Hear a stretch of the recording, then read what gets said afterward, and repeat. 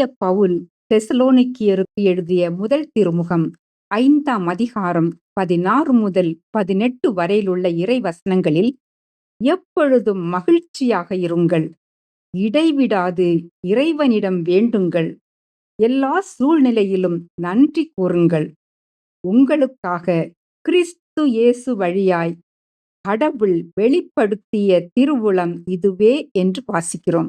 ஆம், எனக்கு அருமையான சகோதர சகோதரிகளே, நமது ஆண்டவர் நம் அருமை இரட்சகர் இயேசு கிறிஸ்துவை பின்பற்றும் நாம் ஒவ்வொருவருக்கும் அவர் கொடுக்கும் இன்பமான அழைப்பு இது.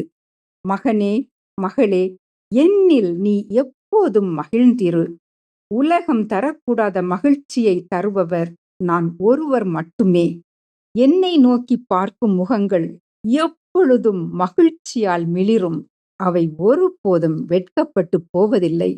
இடைவிடாமல் நம்பிக்கையோடு உனக்கு தேவையானதை என்னிடம் கேள். உனக்காக இரு கரம் விரித்து காத்து கொண்டிருக்கின்றேன்.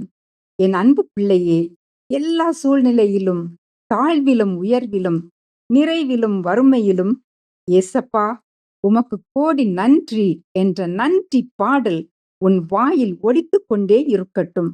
நான் உன் அன்பு இரட்சகர், உன் ஆத்தும நேசர் உன்னிடம் கேட்பது இதுவே என்று நமது ஆண்டவர் நம் ஒவ்வொருவரையும் பார்த்து கேட்கிறார். அந்த அன்பு தெய்வத்திடம் நாம் கேட்போமா? ஏசப்பா, உம்முடைய தூய ஆவியின் கனிகளாலும் கொடைகளாலும் என்னை நிரப்பும். நான் எப்போதும் உம்மில் மகிழ்ந்து என் தேவைகளை எல்லாம் உம் பாதம் அர்ப்பணித்து உம்முடைய எல்லா ஆசீர்வாதங்களுக்காகவும் நன்றி உணர்வோடு வாழ்நாளெல்லாம் இருக்க கிருபை செய்யும். எங்கள் அன்பு இரட்சகராகிய ஆத்தும நேசராகிய நீர் ஒருவர் மட்டுமே ஆண்டவர், எங்கள் அன்பின் தெய்வம் என்று எப்போதும் அறிக்கையிட்டு வாழும் வரத்தையும் தாரும்.